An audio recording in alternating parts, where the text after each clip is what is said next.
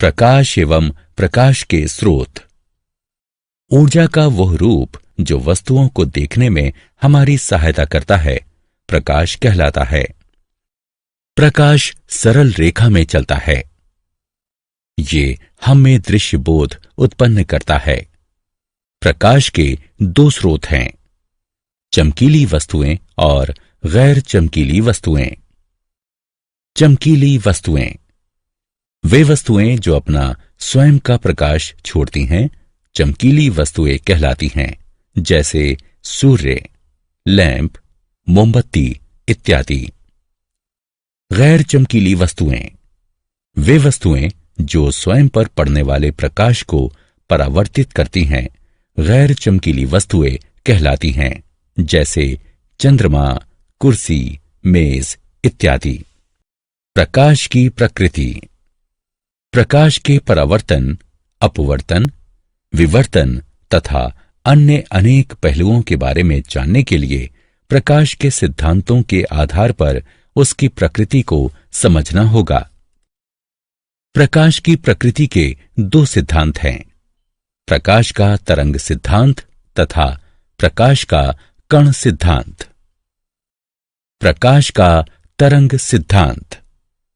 प्रकाश विद्युत चुंबकीय तरंगों पर आधारित होता है, जिन्हें प्रवर्धन के लिए किसी भौतिक माध्यम की आवश्यकता नहीं होती। इसके अभिलक्षण चिन्ह हैं विवर्तन, निष्कर्ष एवं ध्रुवीकरण। प्रकाश का कण सिद्धांत। प्रकाश ऐसे कणों से निर्मित होता है जो अत्यंत तीव्र गति से एक सरल रेखा में चलते हैं।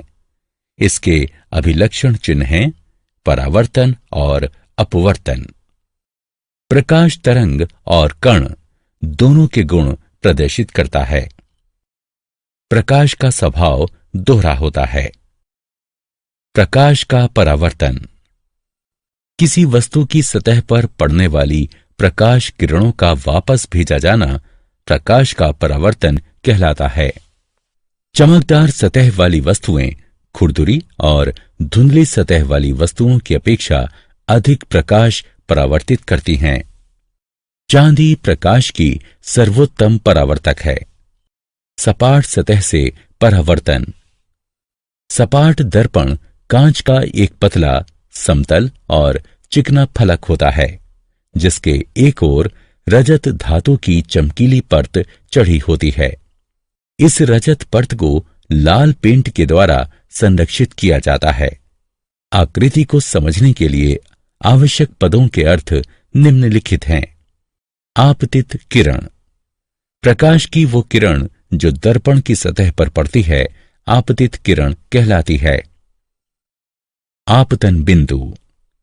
दर्पण पर आपतित किरण जिस बिंदु पर पड़ती है, उस बिंदु को आपतन बिंदु कहते हैं। परावर्तित किरण। दर्पण द्वारा प्रकाश की जिस किरण को वापस भेजा जाता है, वह परावर्तित किरण कहलाती है। सामान्य। दर्पण की सतह के आपतन बिंदु पर स्थित समकोण की रेखा को सामान्य कहते हैं। यह एक ऐसी रेखा है जो दर्पण के आपतन बिंदु पर लंबवत स्थित होती है। परावर्तन के नियम। परावर्तन का प्रथम नियम। आपतित किरण, परावर्तित किरण और सामान्य, ये सब एक ही समतल पर स्थित होते हैं। परावर्तन का द्वितीय नियम। परावर्तन कोण सदैव आपतन कोण के बराबर होता है। बिंब और प्रतिबिंब में अंतर। बिंब। कोई भी वस्तु जो प्रकाश किरणें उत्सर्जित करती है, बिंब कहलाती है। प्रतिबिंब। प्रतिबिंब एक प्रकाशिक प्रकटन है जो किसी बिंब से उत्सर्जित हो रही प्रकाश किरणों के किसी दर्पण द्वारा परावर्तित होने से उत्पन्न होता है। वास्तविक और आभासी प्रतिबिंब में अंतर। वास्तविक प्रतिबिंब वह प्रतिबिंब जिसे दर्पण पर प्राप्त किया जा सकता है, वास्तविक प्रतिबिंब कहलाता है। उदाहरण, सिनेमा के पर्दे पर बनने वाला प्रतिबिंब। यह किसी अवतल दर्पण द्वारा बनता है। आभासी प्रतिबिंब वे प्रतिबिंब जिन्हें पर्दे पर प्राप्त नहीं किया जा सकता आभासी प्रतिबिंब कहलाते हैं। उदाहरण, किसी समतल दर्पण में हमारे चेहरे का प्रतिबिंब, यह किसी अवतल दर्पण द्वारा बनता है। पार्श्व परिवर्तन पार्श्व परिवर्तन जब समतल दर्पण के सामने कोई वस्तु रखी जाती है तब वस्तु का दाहिना पार्श्व दर्पण के बाईं ओर और बायां पार्श्व दर्पण के दाहिनी ओर प्रतीत होता है। किसी वस्तु के पार्श्वों और उसके दर्पण प्रतिबिंब का यह परिवर्तन पार्श्व परिवर्तन कहलाता है। समतल दर्पण के संबंध में अभिलक्षण और उपयोग।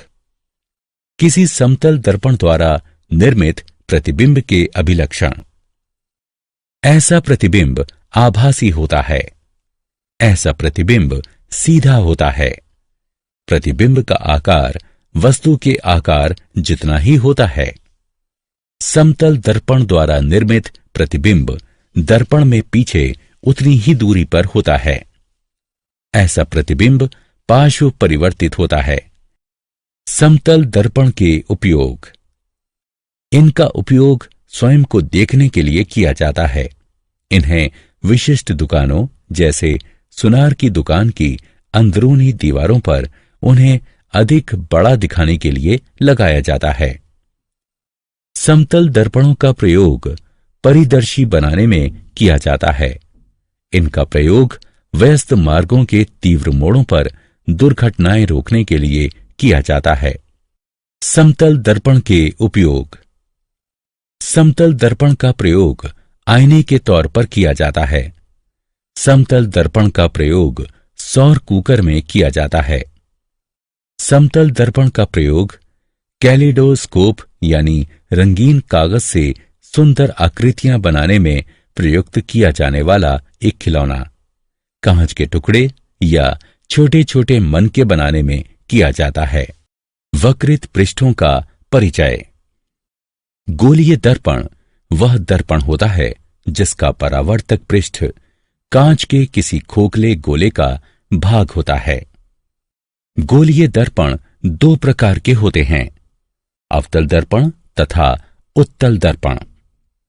अवतल दर्पण ऐसा गोलीय दर्पण जिसमें पृष्ठ के झुकाव पर परावर्तन होता है अवतल दर्पण कहलाता है।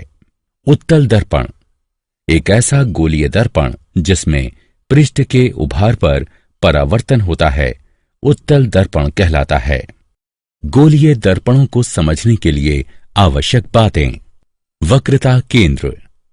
यह कांच के उस खोखले गोले का केंद्र होता है जिसका भाग दर्पण होता है। ध्रुव गोलीय दर्पण का केंद्र ध्रुव कहलाता है। मुख अक्ष वक्रता बिंदु तथा ध्रुव से होकर गुजरने वाली सीधी रेखा को मुख्य अक्ष कहते हैं। दर्पण का द्वारक दर्पण का वो भाग जहां परावर्तन होता है दर्पण का द्वारक कहलाता है।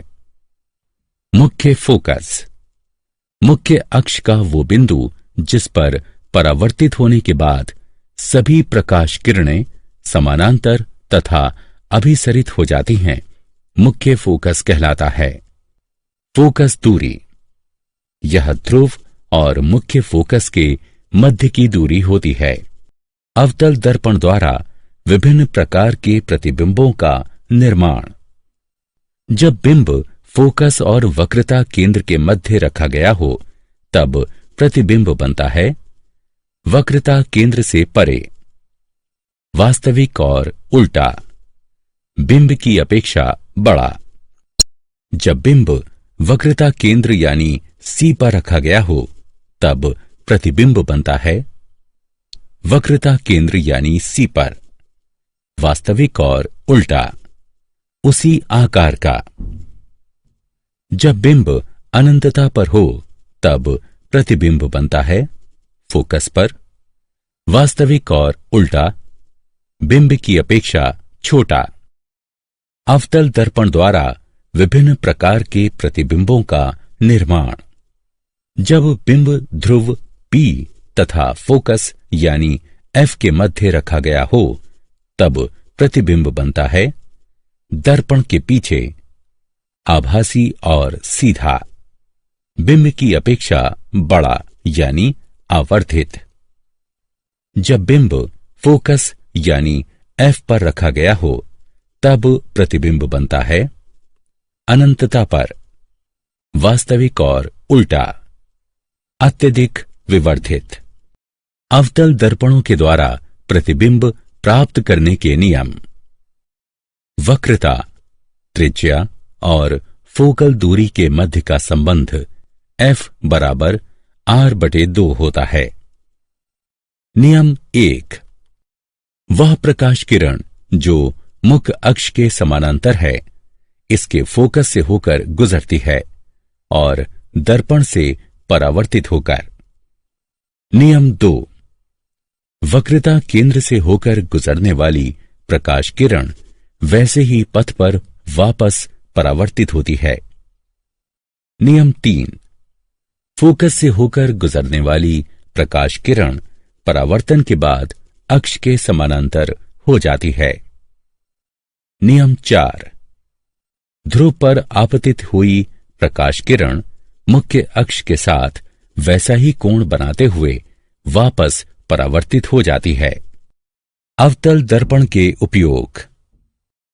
अवतल दर्पण का उपयोग किया जाता है टॉर्चों, वाहनों, हेडलाइटों और सर्च लाइटों में परावर्तक के तौर पर। चेहरे का बड़ा प्रतिबिंब देखने के लिए शेविंग दर्पण में।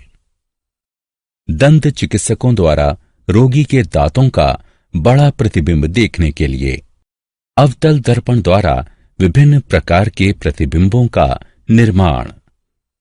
जब बिंब अनंतता पर हो तब प्रतिबिंब दर्पण के पीछे बनता है, आभासी और सीधा होता है, बिंब की अपेक्षा छोटा होता है। जब बिंब ध्रुव और अनंतता के मध्य किसी स्थान पर रखा गया हो तब प्रतिबिंब दर्पण के पीछे बनता है, आभासी और सीधा होता है, बिंब की अपेक्षा छोटा होता है। उत्तल दर्पणों द्वारा बनाए गए प्रतिबिंब प्राप्त करने के नियम। नियम 1। किसी उत्तल दर्पण के मुख्य अक्ष की समांतर किरण दर्पण की ओर से आती हुई प्रतीत होती है।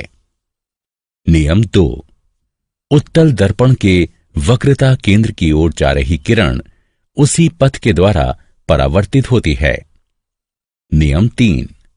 उत्तल दर्पण के फोकस की ओर जा रही किरण परावर्तन के बाद मुख्य अक्ष के समांतर हो जाती है।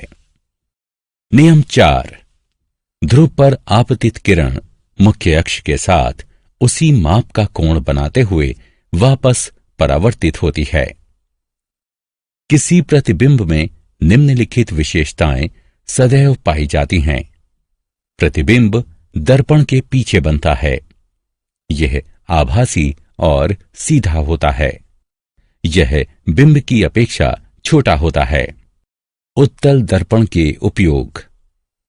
उत्तल दर्पणों का प्रयोग वाहनों में पश्च दृश्य दर्पण के तौर पर पश्चभाग के यातायात को देखने के लिए किया जाता है। यह सदैव सीधा प्रतिबिंब निर्मित करता है। प्रतिबिंब का आकार छोटा होता है और इसीलिए हम पीछे चल रहे यातायात के विस्तृत क्षेत्र का दृश्य देख पाते हैं। दर्पण सूत्र और गणनाएं। प्रतिबिंब दूरी यानी V, बिंब दूरी यानी U और फोकल दूरी यानी F के मध्य का संबंध दर्पण सूत्र कहलाता है। 1/V जमा 1/U बराबर 1/F, जहां U दर्पण से बिंब की दूरी है, V दर्पण से प्रतिबिंब की दूरी है और F दर्पण की फोकल दूरी है। गोलीय दर्पणों के लिए संकेत परिपाटी। सभी दूरियां ध्रुव से मापी जाती हैं। आपतित प्रकाश की ही दिशा में मापी गई दूरियां धनात्मक मानी जाती हैं। आपतित प्रकाश की दिशा के विपरीत मापी गई दूरियां ऋणात्मक मानी जाती हैं। ऊर्ध्वगामी और लंबवत मापी गई दूरियां धनात्मक मानी जाती हैं। नीचे की ओर तथा लंबवत मापी गई दूरियां ऋणात्मक मानी जाती हैं। लेंसों द्वारा उत्पन्न आवर्धन प्रतिबिंब की ऊंचाई और बिंब की ऊंचाई का अनुपात रेखीय आवर्धन कहलाता है। आवर्धन बराबर प्रतिबिंब की ऊंचाई h2 बटे बिंब की ऊंचाई h1, m बराबर h2 बटे h1। समीकरण 1। यदि आवर्धन में धनात्मक चिन्ह है तो प्राप्त प्रतिबिंब आभासी और सीधा होगा।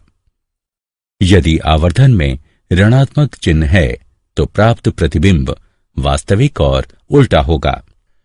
रेखीय आवर्धन प्रतिबिंब दूरी और बिंब दूरी के अनुपात के बराबर होता है। m बराबर v यानी प्रतिबिंब दूरी बटे u यानी बिंब दूरी। समीकरण 1 एवं 2 को जोड़ने पर हम पाते हैं h2 बटे h1 बराबर v बटे u। दर्पण में रेखीय आवर्धन m बराबर घटा v बटे u और लेंस का m बराबर v बटे u होता है।